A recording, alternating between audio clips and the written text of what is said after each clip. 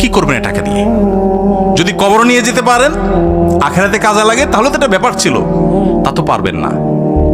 আপনি বলবেন না পারলে কি হয়েছে, ছেলে মেয়ে খাবে, ছেলে মেয়ে ভোগ করবে নিশ্চিত। বহু মানুষ সম্পদ রেখে চলে গেছে, তার ছেলে মেয়েরা ভোগ করতে পারে নাই, হাতে বুতে অন্য মানুষ খেয়ে ফেলছে, আছে না নাই? সবচেয়ে বড় হতভাগাকে জানেন?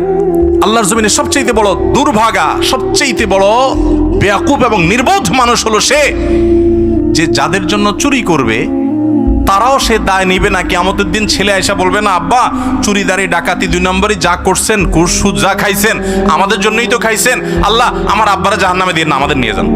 বলবে না ভাই, কোরআন বলেছে ইয়াউমা ইয়াফিরুল মারউ মিন আখিহি ওয়া উম্মিহি ওয়া আবিহি ওয়া সাহিবাতিহি ওয়া বানি। সন্তান বাপকে দেখে মাকে দেখে পালাবে, যে না জানি আজকে কোনো কিছুর জন্য ধরে। সবাই ইয়ানফসি করবে। যাদের জন্য চুরি করবেন ওরাও দায় নিবে না। আপনার মতো নির্বোধ কে হতে পারে?